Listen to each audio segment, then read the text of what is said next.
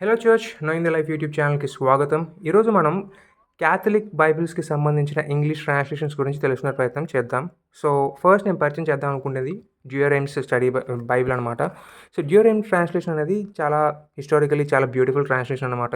ఇది కూడా king James వచ్చినటువంటి టైం పీరియడ్లోనే వచ్చింది. దీనికి ఉన్నటువంటి ప్రత్యేకత ఏంటంటే లాటిన్ బైబిల్ యొక్క ఇంగ్లీష్ ట్రాన్స్లేషన్ ఇదనమాట. సో గ్రీక్లో నుంచి లాటిన్లోకి తర్జుమా చేసిన తర్వాత లాటిన్ అనే బైబిల్ అనేది చాలా మటుకు కూడా స్టాండర్డ్ బైబిల్గా ఉండిపోయిందనమాట. సో తర్వాత కాలక్రమంలో ఏం చేశారనంటే ఆ లాటిన్ బైబిల్ని ఇంగ్లీష్లోకి కూడా ట్రాన్స్లేషన్ చేశారు. దాన్ని డ్యూయరైమ్స్ వెర్షన్ అంటారనమాట. సో చాలా బ్యూటిఫుల్గా ఉంటుంది. కేజేవి ఎలా అయితే బ్యూటిఫుల్గా ఉంటుందో ఇది అలా ఉంటుందన్నమాట. సో ప్రొటెస్టెంట్స్కి ఒక రకంగా చెప్పాలంటే కేజేవి ఎలాగైతే హిస్టారికలీ చాలా క్లోజ్గా ఉంటుందో మన హృదయాలకి, అలాగే డ్యూయరైమ్స్ ట్రాన్స్లేషన్ అనేది క్యాథలిక్స్కి చాలా చాలా దగ్గరగా ఉంటుందన్నమాట. సో చాలా ఎక్కువగా ఫెయిత్ఫుల్గా దీన్ని వాడుతూ ఉంటారు. సో డ్యూయరైమ్స్ ట్రాన్స్లేషన్ చాలా బ్యూటిఫుల్ ట్రాన్స్లేషన్ అనమాట.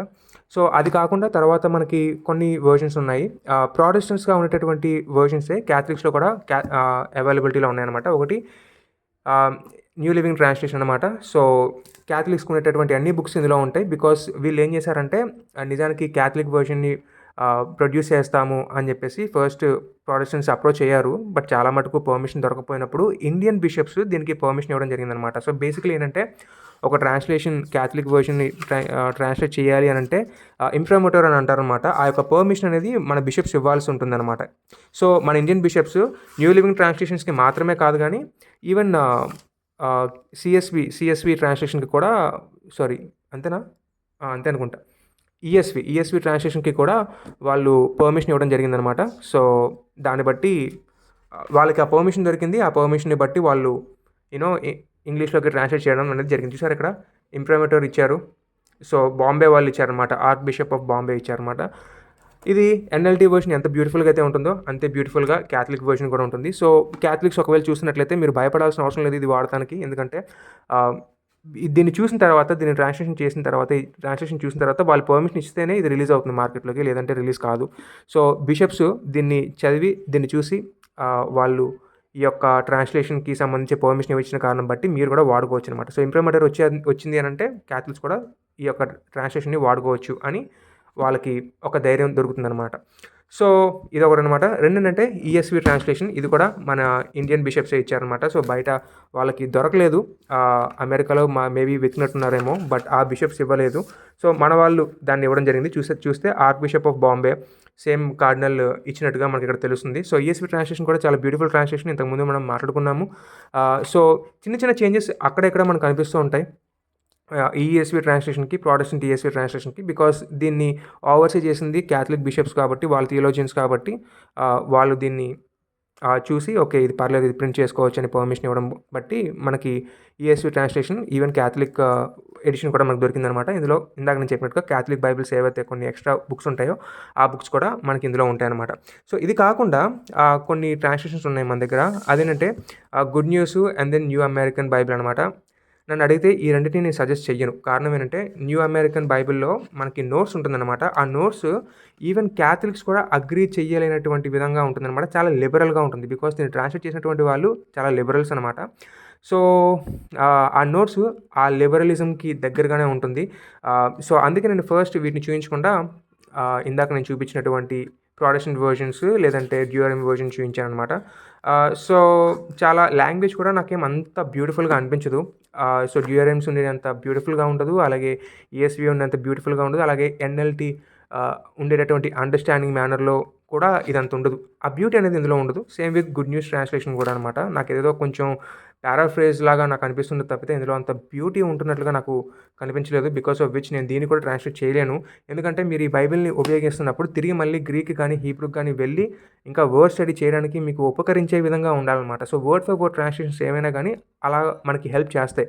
ఇప్పుడు డ్యూయరైమ్స్ బైబిల్ అయితే మీరు దాన్ని తీసుకునేటప్పుడు మళ్ళీ డ్యూయరైమ్స్ అనేది లాటిన్ నుంచి వచ్చింది కాబట్టి లాటిన్లోకి మళ్ళీ మీరు వెళ్ళి వెతకగలరు అనమాట. అలాగే ఈఎస్వి ట్రాన్స్లేషన్ ఏదైతే ఉందో అది కూడా వర్డ్ ఫర్ వర్డ్ బైబిల్ కాబట్టి మీరు మళ్ళీ ఈఎస్విని చదివిన తర్వాత స్ట్రాంగ్స్లోకి ఎక్కడికో వెళ్ళి మళ్ళీ మీరు దానికి సంబంధించిన గ్రీక్ పదం కానీ హీబ్రూ పదం కానీ స్టడీ చేసి మీరు వాక్యాన్ని అర్థం చేసుకోవడానికి ఒక అవకాశం దొరుకుతుంది.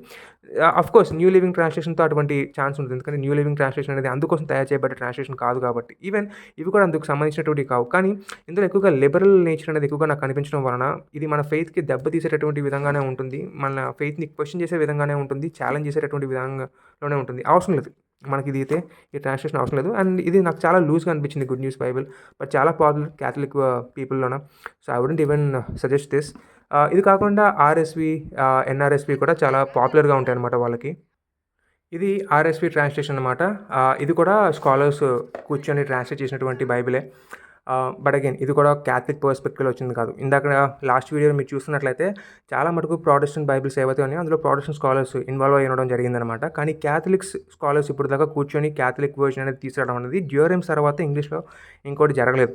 ఈ ఆర్ఎస్‌వి కూడా లిబరల్స్ కొంతమంది కూర్చొని ట్రాన్స్‌లేట్ చేయడం అనేది జరిగిందనమాట. సో, అందుకనే ఈ ఈ ట్రాన్స్‌లేషన్ అనేది అంత క్రిస్టియన్ ఫెయిత్‌కి అనుగుణంగా లేదు అని అనిపించిన కారణం చేత మనం ప్రొటెస్టెంట్ వర్షన్స్ ఏం చేశారంటే ఈ రైట్స్‌ని తీసుకొని ఈఎస్వి ట్రాన్స్‌లేషన్‌లోకి కన్వర్ట్ చేసుకోవడం జరిగింది.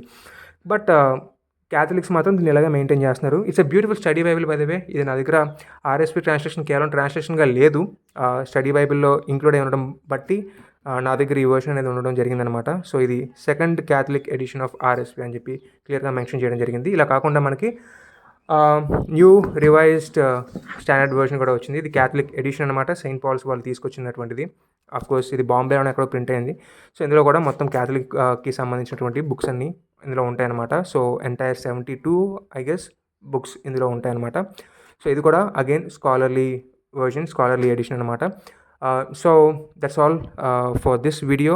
ఇది కూడా బాగుంటుంది. వర్డ్ ఫర్ వర్డ్ ట్రాన్స్‌లేషన్ వాడుకోవాలంటే వాడుకోవచ్చు. బట్ అగైన్ ఇందులో మనకి క్యాథలిక్ ఫెయిత్ ఉండదు. అలాగే ప్రొటెస్టెంట్ ఫెయిత్ అనేది ఏమి ఉండదు. బట్ అగైన్ ఇది రావడం కూడా కొంచెం ఒక రకంగా లిబరలిజం అనేది కొంచెం క్రీప్‌నే వస్తుంది కాబట్టి కొంచెం జాగ్రత్త పడాల్సి ఉంటుందన్నమాట ఈ ట్రాన్స్‌లేషన్ విషయంలో. ఎందుకు మనకి జాగ్రత్త పడాలంటే ఒక వాక్యం, ఒక వచనంకి ఒక రకమైనటువంటి మల్టిపుల్ మీనింగ్స్ ఉంటాయి. అందులో సరైన మీనింగ్ థియాలజీకి తెలిసినటువంటి వ్యక్తులు అందుకు అనుగుణంగా సరిపడా మీనింగ్‌ని వాళ్ళు అందులో పెడతం జరుగుతుంది. అది కాని పక్షంలో లిబరల్‌గా ఉండేటటువంటి వాళ్ళు ఏంటంటే వేరే వేరే వాక్యాలు పెట్టే అవకాశం ఉంటుంది. ఫర్ ఎగ్జాంపుల్ కన్యక గర్భం దాలుస్తుంది అని చెప్పి యెషయా చెప్పినప్పుడు ఆ పదం ఏదైతే ఉందో దానికి కన్యక అని కాకుండా యంగ్ వుమెన్ అనేటటువంటి అర్థం వచ్చే విధంగా ట్రాన్స్‌లేషన్ చేస్తూ ఉంటారనమాట. ఎందుకంటే అది చేయొచ్చు, ఇది చేయొచ్చు. బట్ అగైన్ ఏది యాక్యురేట్‌గా ఉంటుంది, ఏది థియాలజీకి దగ్గరగా ఉంటుందన్న విషయం మీద ఒక డిస్కషన్ అనేది జరుగుతూ ఉండే ప్రాసెస్‌లో ఫెయిత్‌తో కూడినటువంటి విశ్వాసం వచ్చినప్పుడు దానికి సరైనటువంటి ట్రాన్స్‌లేషన్ చేయగలిగేటటువంటి ఒక అవకాశం ఉంటుంది. లిబరల్స్ దగ్గరికి వెళ్ళామంటే వాళ్ళు ఎంతసేపు దేవుడు లేడు, ఏ విశ్వాసం అంతా అంధవిశ్వాసం అనేటటువంటి ఒక మూడ్‌లో ఉంటారు కాబట్టి వాళ్ళు ట్రాన్స్‌లేట్ చేసినప్పుడు ఆ యొక్క ట్రాన్స్‌లేషన్ వాళ్ళ యొక్క ఫిలాసఫీని చూపించే విధంగానే మనకి బయటికి ట్రాన్స్‌లేషన్ దొరుకుతుందనమాట. కాబట్టి నేను యూజువల్లీ ఇటువంటి ట్రాన్స్‌లేషన్స్ వైపు వెళ్ళే కంటే ఎక్కువగా నేను నార్మల్‌గా ఇందాక నేను ప్రిఫర్ చేసినటువంటి అదర్ ట్రాన్స్‌లేషన్స్ వైపుగా వెళ్ళమని నేను సజెస్ట్ చేస్తాను. సో, క్యాథలిక్స్ ఒకవేళ వాడుకోవాలనుకుంటే బ్యూటిఫుల్‌గా ఇవి వాడుకోవచ్చు అనమాట. సో, డ్యూరెమ్స్ ఇప్పుడు దొరకదు నాకు తెలిసి మాక్సిమం. లాటిన్ నుంచి వచ్చింది కాబట్టి ఇది కూడా నేను సజెస్ట్ చెయ్యను. తర్వాత ఈ ఎన్ఎల్టీ వర్షన్ మీకు సింప్లిఫైడ్ మేనర్‌లో అర్థం కావాలనుకుంటే ఇది మీరు వాడుకోవచ్చు. నెక్స్ట్ ఈఎస్వి వర్షన్ అనమాట. వర్డ్ ఫర్ వర్డ్ బైబిల్ అనమాట. ఇది గ్రీక్ నుంచి వస్తుంది.